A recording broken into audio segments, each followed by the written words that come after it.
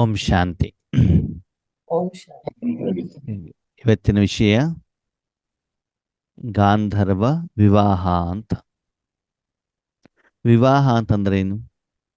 ಮದುವೆ ಮದುವೆ. ಮದುವೆ ಮದುವೆ ವಿವಾಹ ಅಂತಂದ್ರೆ ಒಬ್ಬ ಸ್ತ್ರೀ ಶರೀರಧಾರಿ, ಪುರುಷ ಶರೀರಧಾರಿ ಇಬ್ಬರು ಸೇರಿಬಿಟ್ಟು ಒಂದು ಜೀವನವನ್ನ ಜೊತೆಲಿದ್ಬಿಟ್ಟು ಮಾಡುವಂಥದ್ದು ಅಲ್ವಾ? ಒಬ್ಬ ಸ್ತ್ರೀ ಮತ್ತು ಒಬ್ಬ ಪುರುಷ. ಇವತ್ತಿಂದಲ್ಲಿ ಬಿಡಿ, ಮಹಿಳೆನೂ ಮದುವೆ ಆಗ್ತಿದ್ದಾರೆ, ಪುರುಷನು ಕೂಡ ಮದುವೆ ಆಗ್ತಾ ಇದ್ದಾರೆ. ಸರಿ. ಆದ್ರೆ ನಾರ್ಮಲಿ ವಿವಾಹ ಅಂತಂದ್ರೆ ಒಂದು ಸ್ತ್ರೀ ಮತ್ತು ಪುರುಷ ಅವರು ಬೇರೆ ಬೇರೆ ಕಡೆಗೆ ಇರ್ತಾರೆ. ಆಮೇಲೆ ಜೊತೆಲಿ ಸೇರಿಬಿಟ್ಟು ಏನ್ ಮಾಡ್ತಾರೆ? ಜೀವನವನ್ನ ಮಾಡ್ತಾರೆ. ಅದಕ್ಕೆ ಗೃಹಸ್ಥ ಜೀವನ ಅಂತ ಹೇಳ್ತಾರೆ. ಆಮೇಲೆ ಅವರಿಗೆ ಮಕ್ಕಳಾಗ್ತಾರೆ, ಮೊಮ್ಮಕ್ಕಳಾಗ್ತಾರೆ. ಆಮೇಲೆ ಅವರ ಜೀವನ ಹೇಳುವಂಥದ್ದು ನಡ್ಕೊಂಡು ಹೋಗತ್ತೆ ಅಲ್ವಾ? ಅದರ ಮೊದಲು ಆತ್ಮ ಶರೀರದ ಮೂಲಕ ಜನ್ಮ ಕೊಟ್ಟಂತ ತಂದೆ ತಾಯಿಗಳ ಜೊತೆಗೆ, ಶಿಕ್ಷಣ ಕೊಡುವಂತ ಶಿಕ್ಷಕನ ಜೊತೆಗೆ, ಸ್ನೇಹಿತರ ಜೊತೆಗೆ, ಹೀಗೆ ಬೇರೆ ಬೇರೆ ಸಂಬಂಧದಲ್ಲಿ ಬೇರೆ ಬೇರೆ ಆತ್ಮಗಳ ಜೊತೆಗೆ ಏನು ಮಾಡ್ತಾ ಇರ್ತದೆ? ಪಾತ್ರವನ್ನ ಮಾಡ್ತಾ ಇರ್ತದೆ ಅಲ್ವಾ? ಇಲ್ಲಿ ವಿವಾಹ ಹೇಳುವಂಥದ್ದು ಎರಡು ಆತ್ಮಗಳ ನಡುವಿನ ಇರುವಂತ ಸಂಬಂಧವಾದ್ರೂ ಕೂಡ ಆ ಸಂಬಂಧ ಟೋಟಲ್ ಡಿಫರೆಂಟ್. ಹೌದೋ ಅಲ್ವೋ? ಸ್ನೇಹಿತರ ಜೊತೆಗೆ ಬೇರೆ, ತಂದೆ ತಾಯಿಗಳ ಜೊತೆಗೆ ಬೇರೆ, ಶಿಕ್ಷಕನ ಜೊತೆ ಬೇರೆ, ಗುರುಗಳ ಜೊತೆಗೆ ಬೇರೆ, ಸಂಬಂಧಿಕರ ಜೊತೆಗೆ ಬೇರೆ ಅಲ್ವಾ? ಪತಿ ಪತ್ನಿಯ ಸಂಬಂಧನೇ ಬೇರೆ. ಹೌದೋ ಅಲ್ವೋ? ಹೌದು. ಸರಿ. ಹಾಗಿದ್ರೆ ವರ್ತಮಾನ ಸಮಯದಲ್ಲಿ ತುಂಬಾ ವಿವಾಹಗಳನ್ನ ಮಾಡ್ತಾ ಇದ್ದಾರೆ.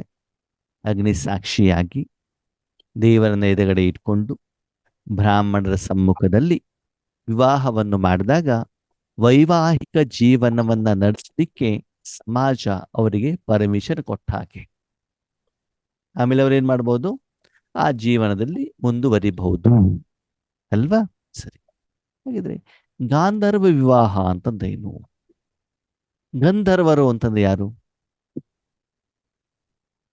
ಹೆಸರಷ್ಟೇ ಕೇಳಿದೀವಿ. ಯಕ್ಷರು, ಕಿನ್ನರು, ಕಿಂಪುರುಷರು, ಗಂಧರ್ವರು ಅಂತ ಹೇಳಿ. ಗಂಧರ್ವರು ಅಂತಂದ್ರೆ ದೇವತೆಗಳು.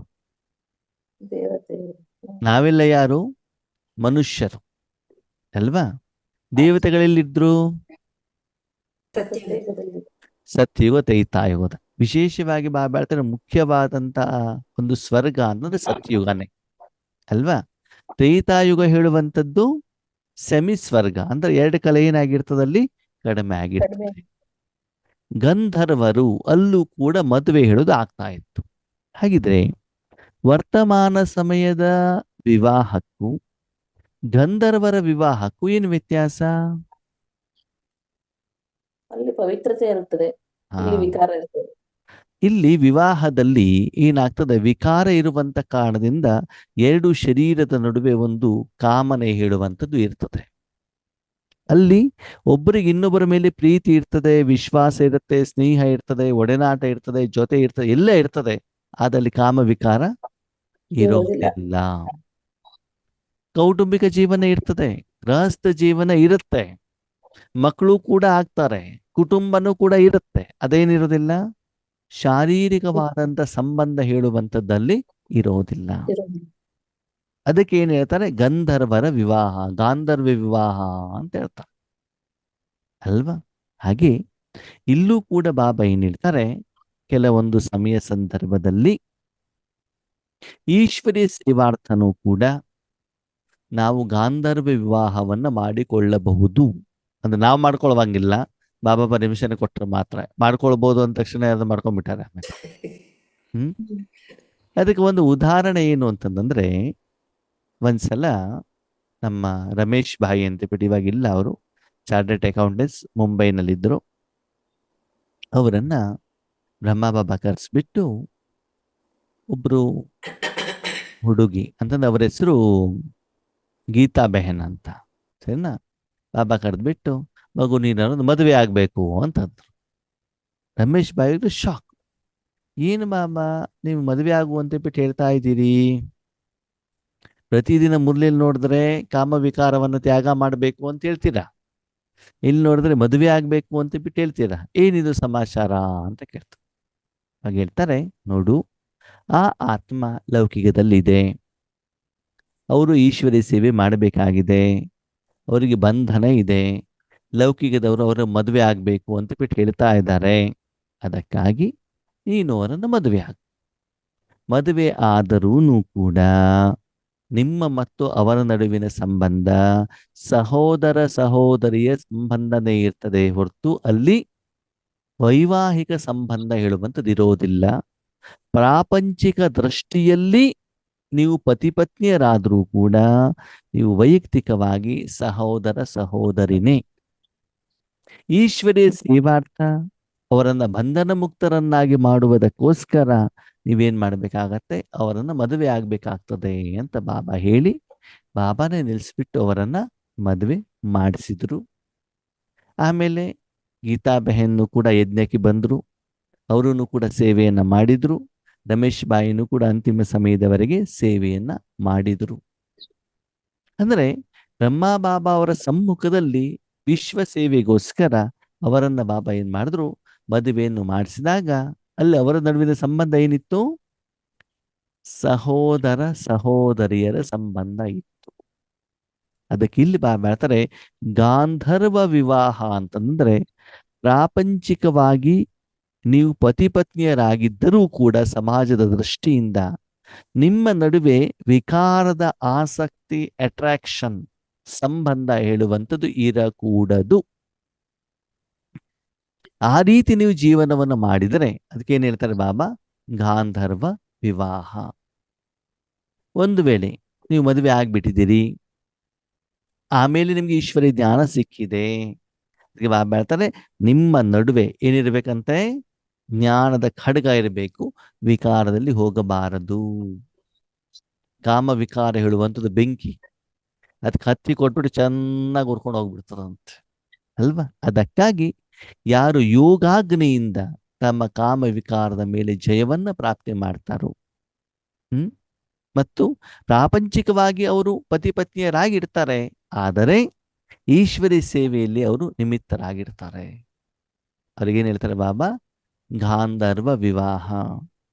ಆದ್ಮೇಲೆ ಇನ್ನೊಂದು ವಿಷಯ ಗೊತ್ತಿರಲಿ, ಬಾಬಾ ಮೊದಲು ಹೇಳಿದಾರಲ್ವಾ, ನಾವು ಹೀಗೆ ಇಡ್ತೀವಿ ಅಂತ ಹೇಳಿಬಿಟ್ಟು ಕೆಲವೊಬ್ಬರು ಆಮೇಲೆ ರಮೇಶ್ ಭಾಯಿ ಮತ್ತು ಉಷಾ ಬೆಹನವರು ಉದಾಹರಣೆ ತೆಗೆದುಕೊಂಡು ಮದುವೆ ಆದವರು ಇದ್ದಾರೆ.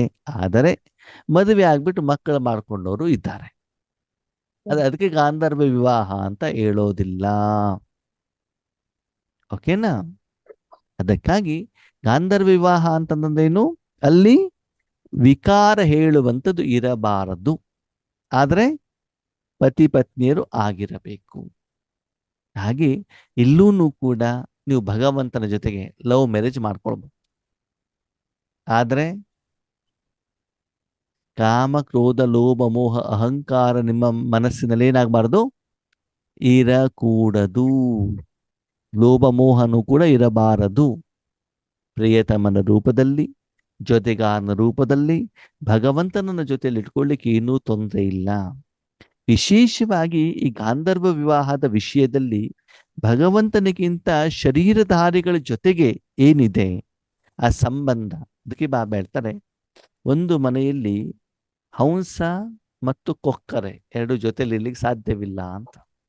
ಅಂದ್ರೆ ಪತಿ ಪತ್ನಿ ಇಬ್ರೂ ಕೂಡ ಜ್ಞಾನದಲ್ಲಿದ್ದಾಗ ಈ ಒಂದು ಗಾಂಧರ್ವ ವಿವಾಹದ ಒಂದು ನಿಯಮವನ್ನ ಫಾಲೋ ಮಾಡ್ಲಿಕ್ಕೆ ನಿಮ್ಗೆ ಏನಾಗ್ತದೆ, ಸಹಜವಾಗ್ತದೆ. ಆದ್ರೆ ಒಬ್ರು ವಿಕಾರವನ್ನ ನಿರೀಕ್ಷೆ ಮಾಡ್ತಾ ಇರ್ತಾರೆ, ಇನ್ನೊಬ್ರು ಪವಿತ್ರವಾಗಿ ಇರ್ಲಿಕ್ಕೆ ಇಷ್ಟಪಡ್ತಾರೆ ಅಂತಂದ್ರೆ ಅವಾಗ ಅದೇನಾಗ್ತದೆ, ಕಷ್ಟವಾಗ್ತದೆ. ಆದ್ರೆ ಅಲ್ಲಿ ತೋರಿಸಿರುವಂತಹ ಗಾಂಧರ್ವ ವಿವಾಹವನ್ನ ಏನ್ ಮಾಡಿದ್ದಾರೆ, ಇಲ್ಲಿ ಲವ್ ಮ್ಯಾರೇಜ್ ಅಂತ ಲೌಕಿಕದಲ್ಲಿ ಕಲಿಯುಗದಲ್ಲಿ ತೋರಿಸಿಬಿಟ್ಟಿದ್ದಾರೆ. ಜೊತೆಯಲ್ಲಿ ಕೆಲವೊಂದು ವೇದಶಾಸ್ತ್ರ ಪುರಾಣಗಳಲ್ಲಿ ಈ ರೀತಿನೂ ಕೂಡ ತೋರಿಸಿದ್ದಾರೆ. ಸತ್ಯಯುಗದಲ್ಲಿರುವಂಥ ಅಪ್ಸರೆಯರು ಅಥವಾ ಅಲ್ಲಿರುವಂಥ ಯಾವುದೇ ಒಂದು ಗಂಧರ್ವ ಈ ಕಲಿಯುಗದಲ್ಲಿರುವಂಥ ಕೆಳಗಡೆಗಿರುವಂಥ ಯಾವುದೋ ಒಂದು ಸ್ತ್ರೀ ಆಗಲಿ ಪುರುಷನಾಗಲಿ ಜೊತೆಗೆ ಮೋಹಿತನಾದಾಗ, ಅದು ಇಂದ್ರ ಸಭೆಯಲ್ಲಿ ಗೊತ್ತಾದಾಗ ಏನಾಗ್ತದೆ, ಅವರಿಗೆ ಅಲ್ಲಿ ಇರ್ಲಿಕ್ಕೆ ಏನಿರೋದಿಲ್ಲ, ಅವಕಾಶ ಇರೋದಿಲ್ಲ. ಆವಾಗ ಅಲ್ಲಿಂದ ಏನಾಗ್ತದೆ, ಅವ್ರಿಗೆ ಶಾಪ ಕೊಟ್ಬಿಟ್ಟು ಕೆಳಗಡೆ ಕಳಿಸ್ತಾರೆ. ಹಾಗೇನೆ ಇಲ್ಲಿ ನಾವು ಪವಿತ್ರ ಅಂತ ಹೇಳಿಬಿಟ್ಟು ಮನಸ್ಸಿನಲ್ಲಿ ವಿಕಾರ ಇಟ್ಕೊಂಡ್ಬಿಟ್ಟು ವೈವಾಹಿಕ ಜೀವನವನ್ನು ಮಾಡಿದ್ರೆ ಆತ್ಮೀಯರೇ, ಕಾರಣಾಂತರದಿಂದ ನೀವು ಬಾಬನ ಕೈ ಹಿಡಿಲಿಕ್ಕೆ ಸಾಧ್ಯ ಇಲ್ಲ. ಬಾಬಾ ನಿಮ್ಮನ್ನ ಬಿಟ್ಟು ಬಿಡುತ್ತಾರೆ. ಶೋ ಆಫ್, ಎದುರುಗಡೆ ಮಾತ್ರ ನಾವು ಪವಿತ್ರ ಅಂತ ತೋರಿಸ್ಬಿಟ್ಟು ಒಳಗಡೆಯಿಂದ ವಿಕಾರ ಜೀವನವನ್ನು ನಾವು ನಡೆಸ್ತಾ ಇದ್ರೆ ಅದು ನಿಮಗೆ ಶಾಪವಾಗಿ ಪರಿಣಮಿಸ್ತದೆ. ಆವಾಗ ಏನ್ ಮಾಡ್ತಾರೆ, ಆ ಶಾಪ ಕ್ಲಿಯರ್ ಆಗುವವರೆಗೆ ನೀವು ಭೂಲೋಕಕ್ಕೆ ಹೋಗಿ ಅಂತ ಹೇಳ್ತಾರೆ. ಕಷ್ಟದ ಪ್ರಪಂಚದಲ್ಲಿ ಇದೆಲ್ಲ ಸಂಗಮ ಯುಗದ್ದೇ ನೆನಪಿನಾರ್ಥ ಆತ್ಮೀಯರು, ಏನು ಕಥೆಗಳನ್ನೆಲ್ಲ ಬರೆದಿದ್ದಾರೆ ಅಂದ್ರೆ ಬಾಬಾ ಇಷ್ಟು ಸುಂದರವಾದ ಮಾತನ್ನು ಹೇಳ್ತಾರೆ. ಮಕ್ಕಳೇ, ಒಂದು ವೇಳೆ ಈಶ್ವರೀಯ ಜ್ಞಾನ ಸಿಗುವಂತ ಮೊದಲು ನಿಮ್ಮ ಶರೀರಕ್ಕೆ ಮದುವೆ ಆಗಿದ್ದೇ ಇದ್ರೆ, ಮಕ್ಕಳಾಗಿದ್ದೇ ಇದ್ರೆ, ಆಮೇಲೆ ಜ್ಞಾನದ ಕಾರಣದಿಂದ ನೀವು ಪರಿವರ್ತನೆ ಆಗ್ಲಿಕ್ಕೆ ಸಾಧ್ಯವಿದೆ, ದೇವತೆಗಳಾಗ್ಲಿಕ್ಕೆ ಸಾಧ್ಯವಿದೆ. ಆದರೆ ನೀವು ಭಗವಂತನ ಜ್ಞಾನ ಸಿಗುವಾಗ ಕುಮಾರಿಯರಾಗ್ಬಿಟ್ಟು ಆಮೇಲೆ ವಿವಾಹ ಆಗ್ಬಿಟ್ಟು ಈಶ್ವರಿ ಸೇವಾರ್ಥ ಪವಿತ್ರ ಜೀವನ ಮಾಡಿದ್ರೆ ಅದಕ್ಕೂ ಬಾಬನ್ ಸಪೋರ್ಟ್ ಇದೆ. ಆದರೆ ಕುಮಾರಿ ಅಂತ ತೋರಿಸ್ಕೊಂಡು ವಿವಾಹ ಬಂಧನದಲ್ಲಿ ಬಂದಾಗ 100ಕ್ಕೆ 100ರಷ್ಟು ನಿಮಗೆ ಶಿಕ್ಷೆಯನ್ನು ಕೂಡ ಸಿಗ್ತದೆ. ಆ ಶಿಕ್ಷೆಯ ಪರಿಣಾಮವನ್ನು ಅನುಭವಿಸ್ಬೇಕಾಗ್ತದೆ. ಆವಾಗ ನಿಮಗೆ ಬಾಬಾ ಸೂಕ್ಷ್ಮವಾಗಿ ಡೈವೋರ್ಸ್ ಮಾಡಿಬಿಡ್ತಾರೆ. ಆವಾಗ ಬಾಬನಿಂದ ಯಾವುದೇ ರೀತಿಯ ಪಾಲನೆ, ಪ್ರೀತಿ, ಸಹಯೋಗ ನಿಮಗೆ ಸಿಗೋದಿಲ್ಲ. ಅದಕ್ಕಾಗಿ ಬಾಬಾ ಹೇಳ್ತಾರೆ, ಮಕ್ಕಳೇ, ಮನಸ್ಸಿನಿಂದ ಆ ವಿಕಾರವನ್ನ ಏನ್ ಮಾಡಿ, ತ್ಯಾಗ ಮಾಡಿ. ಅದಕ್ಕಾಗಿ ಎಲ್ಲಾದ್ರೂ ಯಾವುದೋ ಒಂದು ಆತ್ಮನಿಗೆ ಸಹಯೋಗ ಬೇಕು ಅಂತಂದಾಗ ಬಾಬಾ ಅವರ ಪರ್ಮಿಷನ್ ಇಂದ ವಿವಾಹ ಮಾಡ್ಕೊಳ್ಳೋದು ತಪ್ಪಿಲ್ಲ. ಆದ್ರೆ ಈಗಿನ ದಿನದಲ್ಲಿ ತುಂಬಾ ಕಷ್ಟ ಆತ್ಮೀಯರೇ. ಆ ನಿರ್ಣಯವನ್ನು ಆದಷ್ಟು ನಾವು ತೆಗೆದುಕೊಳ್ಬಾರ್ದು. ಯಾಕಂದ್ರೆ ಇವತ್ತು ಒಂದು ರಾವಣನ ಒಂದು ಲೆವೆಲ್ ಎಷ್ಟು ಹೈಯರ್ ಲೆವೆಲ್ ಇದೆ ಅಂತಂದ್ರೆ ಯಾವ ಸಮಯದಲ್ಲಿ ಯಾರ ಮನಸ್ಥಿತಿ ಯಾವ ರೀತಿ ಇರ್ತದೆ ಅಂತ ಬಿಟ್ಟು ಹೇಳಲಿಕ್ಕೆ ಸಾಧ್ಯವಿಲ್ಲ. ಅದಕ್ಕಾಗಿ ಅಂತ ರಿಸ್ಕ್ ಅನ್ನು ನಾವೇನ್ ಮಾಡಬಾರ್ದು, ತೆಗೆದುಕೊಳ್ಳಬಾರ್ದು.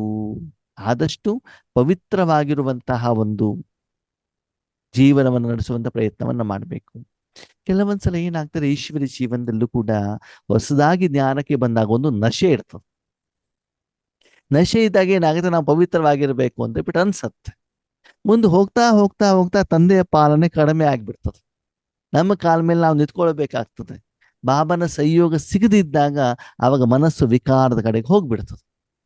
ವಿಕಾರದ ಕಡೆಗೆ ಹೋದಾಗ ಎಷ್ಟು ಮನಸ್ಸು ಗೊಂದಲವಾಗ್ತದೆ ಅಂತಂದ್ರೆ ನಾವು ಇಲ್ಲಿ ಇರ್ಲಿಕ್ಕಾಗುವುದಿಲ್ಲ, ಅಲ್ಲಿ ಹೋಗ್ಲಿಕ್ಕಾಗುದಿಲ್ಲ. ಅದೊಂದು ತ್ರಿಶಂಕು ಸ್ವರ್ಗದ ರೂಪದಲ್ಲಿ ಆಗ್ಬಿಡ್ತದೆ. ಆ ಜೀವನ ಮಾತ್ರ ಯಾರಿಗೂ ಬೇಡ. ಸ್ಥೂಲವಾಗಿ ಪಾವಿತ್ರಕ ಜೀವನ, ಮನಸ್ಸಿನಲ್ಲಿ ವಿಕಾರದ ಜೀವನ ಇರ್ತದೆ. ಅದು ತುಂಬಾ ಕಷ್ಟವಾಗ್ತದೆ. ಅದಕ್ಕಾಗಿ ಆತ್ಮೀಯರೇ, ಗಾಂಧರ್ವ ವಿವಾಹ ಅಂತಂದ್ರೆ ದೇವತೆಗಳು ಅಂತಂದ್ರೆ ಯಾರು? ದೇವತೆಗಳಂದ್ರೆ ಯಾರು? ಕೊಡುವಂತವರು. ದೇನೇವಾಲೆ. ಯಾವ್ದನ್ನು ಕೊಡ್ತಾರೆ? ಒಳ್ಳೆಯ ಗುಣಗಳನ್ನು, ಶಕ್ತಿಗಳನ್ನು, ಭಗವಂತನ ಶಕ್ತಿಗಳನ್ನು ಕೊಡುವಂಥವ್ರು ಅಲ್ವಾ? ಅಂತ ಸಂದರ್ಭದಲ್ಲಿ ಆ ಕಾರ್ಯಕ್ಕೋಸ್ಕರ, ಅದರ ಸಹಯೋಗಕ್ಕೋಸ್ಕರ ಅಲ್ವಾ, ಯಾವುದೋ ಒಂದು ಆತ್ಮನನ್ನು ಬಂಧನ ಮುಕ್ತ ಮಾಡುವುದಕ್ಕೋಸ್ಕರ ಅಥವಾ ಪರಮಾತ್ಮನ ಜೊತೆಯಲ್ಲಿ ವಿವಾಹದ ಸಂಬಂಧದಲ್ಲಿ ಅವರು ಬಂದಾಗ ಅದಕ್ಕೆ ಬಾಬಾ ಹೇಳ್ತಾರೆ ಗಾಂಧರ್ವ ವಿವಾಹ. ಗಾಂಧರ್ವ ವಿವಾಹ ಅಂತಂದ್ರೆ ಅಲ್ಲಿಬ್ರು ಪತಿಪತ್ಯರಾಗಿರ್ತಾರೆ. ಅದು ಅವರಲ್ಲಿ ಯಾವುದೇ ವಿಕಾರದ ಇಚ್ಛೆಗಳು, ಆಸೆ, ಆಕಾಂಕ್ಷೆಗಳು, ವ್ಯವಹಾರಗಳು ಇರೋದಿಲ್ಲ. ಬೇರೆ ಎಲ್ಲ ಸಂಬಂಧ ಇರುತ್ತೆ. ಅದಕ್ಕೆ ಗಾಂಧರ್ವ ವಿವಾಹ ಅಂತ ಹೇಳ್ತಾರೆ. ಸರಿ, ಓಕೆ. ಒಂದು ವೇಳೆ ನಾವು ಮದುವೆ ಆಗಿದ್ದೀವಿ, ವಿಕಾರ ಇದೆ, ಲೌಕಿಕ ರೂಪದ ಕಲಿಯುಗದ ಆ ಒಂದು ಜೀವನವನ್ನು ನಡೆಸ್ತಾ ಇದ್ದೀವಿ, ಲೋಭ ಇದೆ ಅಂತ, ಅದಕ್ಕೆ ಏನ್ ಹೇಳ್ತಾರೆ? ಮದುವೆ. ಬರೀ ವಿವಾಹ. ಅದು ಗಾಂಧರ್ವ ವಿವಾಹ ಅಲ್ಲ ಅಲ್ವಾ? ಈಗಲೂ ಹೊಸದೊಂದು ಸ್ಟೈಲ್ ಸ್ಟಾರ್ಟ್ ಆಗಿದೆ, ಲಿವಿಂಗ್ ಟುಗೆದರ್ ಅಂತ. ಲಿವಿಂಗ್ ಟುಗೆದರ್ ಅಂತಂದ್ರೆ ಮದುವೆ ಆಗುವಂಗಿಲ್ಲ, ಜೊತೆಲಿರೋದು ಅಷ್ಟೇ. ಯಾವಾಗ ಬೇಕಾದ್ರೂ ಜೊತೆಲಿ ಇರ್ಬೋದು, ಯಾವಾಗ ಬೇಕಾದ್ರೂ ಬೇರೆ ಆಗ್ಬಿಡ್ಬೋದು ಅಲ್ವಾ? ಇವತ್ತಿನ ಜೀವನದಲ್ಲಿ ಆತ್ಮೀಯರೇ, ಮದುವೆಗಿಂತ ಡೈವರ್ಸ್ಗಳು ಏನಾಗ್ತಾ ಇದಾವೆ, ಹೆಚ್ಚಿಗೆ ಆಗ್ತಾ ಇದ್ದಾವೆ. ಯಾಕೆ ಅಂತಂದ್ರೆ ಸಂಸ್ಕಾರ ಮೇಲನ ಹೇಳುವಂಥದ್ದು ಆಗ್ತಾ ಇಲ್ಲ. ನಾನು ಯಾರಿಗೂ ಕಡಿಮೆ ಇಲ್ಲ ಹೇಳುವಂತ ಮನೋಭಾವ ಅಲ್ವಾ? ಅದಕ್ಕಾಗಿ ಹೇಳ್ತಾರೆ ವಿವಾಹ ಆಗೋದು ತಪ್ಪಿಲ್ಲ, ಅದ್ರ ಯಾವ ವಿವಾಹ ಆಗಿರ್ಬೇಕು? ಗಾಂಧರ್ವ ಗಾಂಧರ್ವ ವಿವಾಹ. ಆದಷ್ಟು ಕುಮಾರ ಮತ್ತು ಕುಮಾರಿಯರ ಜೀವನನೇ ಶ್ರೇಷ್ಠ. ಆದ್ರೆ ನಿಮ್ಗಷ್ಟು ಧೈರ್ಯ ಇದ್ದರೆ, ಪವಿತ್ರವಾಗಿರ್ತೀವಿ ಅಂತ ಒಂದು ಧೈರ್ಯ ಕಾನ್ಫಿಡೆನ್ಸ್ ಇದ್ರೆ, ಒಂದು ವೇಳೆ ಆದ್ಮೇಲೆ ನಿಮ್ಗೆ ಧೈರ್ಯ ಇರ್ಬೋದು, ಆದ್ರೆ ನಿಮ್ಮ ಜೊತೆಯಲ್ಲಿರುವಂತರ ಮನೋಸ್ಥಿತಿ ಯಾವಾಗ ಹೆಂಗ್ ಚೇಂಜ್ ಆಗ್ತದೆ ಅಂತ ಏನಾಗೋದಿಲ್ಲ, ಗೊತ್ತಾಗೋದಿಲ್ಲ. ಅದಕ್ಕಾಗಿ ಅಂತಹ ಒಂದು ವಿಷಯಕ್ಕೆ ಕೈ ಹಾಕದೇ ಇರೋದು ಉತ್ತಮ. ಅದಕ್ಕೆ ಹೇಳ್ತಾರೆ, ಈ ಹತ್ತಿ ಇರ್ತದಲ್ಲ, ಹತ್ತಿಯನ್ನ ಬೆಂಕಿಯಲ್ಲಿ ಹಾಕ್ಬಿಟ್ಟು ಅದು ಸುಡಬಾರದು ಅಂತಂದ್ರೆ ಸುಡದೆ ಇರ್ಲಿಕ್ಕೆ ಸಾಧ್ಯನಾ? ಇಲ್ಲ ಅಲ್ವಾ? ಸುಟ್ಟೇ ಸುಡತ್ತಲ್ವಾ? ಅದಕ್ಕೆ ಅಂತಹ ಪ್ರಯತ್ನವನ್ನ ಮಾಡದೇ ಇರುವುದು ತುಂಬಾ ಉತ್ತಮ. ಯಾಕಂದ್ರೆ ಇವತ್ತಿನ ದಿನದಲ್ಲಿ ವಿಕಾರಕ್ಕೆ ಬೇಕಾದಷ್ಟು ಅವಕಾಶಗಳಿದ್ದಾವೆ. ಎಲ್ಲಾ ಕಡೆಗೂ ಏನಾಗ್ತಾ ಇದೆ, ಅದು ನರ್ತನ ಮಾಡ್ತಾ ಇದೆ. ಅದಕ್ಕಾಗಿ ಆ ಆಯ್ಕೆ ಇಲ್ಲದೆ ಇರುವಂಥದ್ದು ತುಂಬಾ ಉತ್ತಮ. ಇನ್ನೊಂದು ಇವಾಗ ಹೊಸ ಸ್ಟೈಲ್ ಸ್ಟಾರ್ಟ್ ಆಗಿದೆ. ಏನು ಅಂತಂದ್ರೆ, ಈ ಬಾಬನ ಮಕ್ಕಳು ಇರ್ತಾರಲ್ವಾ, ಅವ್ರೇನು ಯೋಚನೆ ಮಾಡ್ತಾರೆ ಅಂತಂದ್ರೆ, ಅಣ್ಣವ್ರೆ ಯಾರಾದ್ರೂ ಬಾಬನ ಮಕ್ಕಳೇ ಯಾರಾದ್ರೂ ಸಿಗ್ತಾರಾ ಮದುವೆ ಆಗ್ಲಿಕ್ಕೆ? ಇನ್ನೊಂದು ಹೊಸ ಸ್ಟೈಲ್ ಸ್ಟಾರ್ಟ್ ಆಗಿದೆ ಅಲ್ವಾ? ಕೊಟ್ಬಿಟ್ಟು ಏನಾಗ್ತದೆ ಅಣ್ಣವ್ರೆ, ನಮ್ಗೆ ನಮ್ಮ ಮಕ್ಕಳಿಗೆ ಮದುವೆ ಮಾಡ್ಬೇಕು ಅಂತ ಇಷ್ಟ ಇಲ್ಲ, ಅದ ಮನೆಯವ್ರು ಕೇಳ್ತಾರೆ, ಬೇರೆಯವ್ರು ಯಾರು ಜ್ಞಾನದಲ್ಲಿ ಇಲ್ವಲ್ಲ, ಅದಕ್ಕಾಗಿ ಬಾಬನ ಮಕ್ಕಳ ಜೊತೆನೇ ಇರ್ಬೋದಾ? ಹಾಗಂತ ಕೆಲವೊಬ್ರು ಇದ್ದಾರೆ, ಇಲ್ಲ ಅಂತಲ್ಲ, ಎದುರುಗಡೆಗಿದ್ದಾರೆ ಆದ್ಮೇಲೆ ಒಳಗಡೆ ಹೆಂಗಿದೆ ನನಗಂತೂ ಗೊತ್ತಿಲ್ಲ. ಆದ್ರೆ ಒಂದು ರಮೇಶ್ ಬಾಯಿ ಮತ್ತು ಉಷಾಬೇನ್ ಅಂತೂ ಪ್ರಾಕ್ಟಿಕಲ್ ಬ್ರಹ್ಮ ಬಾಬಾ ಸಾಕಾರದಲ್ಲೇ ಇದ್ದಾಗಲೇ ಮಾಡಿರೋದು ಹೌದು, ಮತ್ತೆ ಅವರ ಪವಿತ್ರ ಜೀವನವನ್ನು ನಡೆಸಿರೋದು ಹೌದು. ಅದು ಒಬ್ಬರ ಬಗ್ಗೆ ಮಾತ್ರ ಉದಾಹರಣೆ ಗ್ಯಾರಂಟಿ. ಉಳಿದವರ ವಿಷಯದಲ್ಲಿ ನನಗೆ ಗೊತ್ತಿಲ್ಲ. ಇದ್ದಾರೆ, ಎಷ್ಟು ಜನ ಇದ್ದಾರೆ, ಆ ಉದಾಹರಣೆಗಳು ಕೂಡ ನಮ್ಮ ಹತ್ರ ಇದ್ದಾವೆ, ನಾವು ಕಣ್ಣೆದುರುಗಡೆ ಕೂಡ ನೋಡಿದೀವಿ. ಆದ್ರೆ ಅವರ ನಡುವಿನ ಸಂಬಂಧ ಹೇಗಿದೆಯೋ ಬಿಟ್ಟಿದೆಯೋ ಅದು ಅಂತೂ ನನಗೆ ಗೊತ್ತಿಲ್ಲ. ಸರಿನಾ? ಅದಕ್ಕಾಗಿ ಆ ದುಸ್ಸಾಹಸಕ್ಕೆ ನಾವು ಕೈ ಹಾಕೋದು ಬೇಡ. ಗಾಂಧರ್ವ ವಿವಾಹ ಅಂತಂದ್ರೆ ಮದುವೆ ಆಗೋದೇ ಇಚ್ಛೆ ಇದ್ರೆ ಯಾರ ಜೊತೆಗೆ ಮಾಡಿ? ಬಾಬನ್ ಜೊತೆಗೆ ಆಗ್ಬಿಡಿ. ಓಕೆನಾ? ಅಚ್ಚಾ. ಓಂ ಶಾಂತಿ. ಓಂ ಶಾಂತಿ.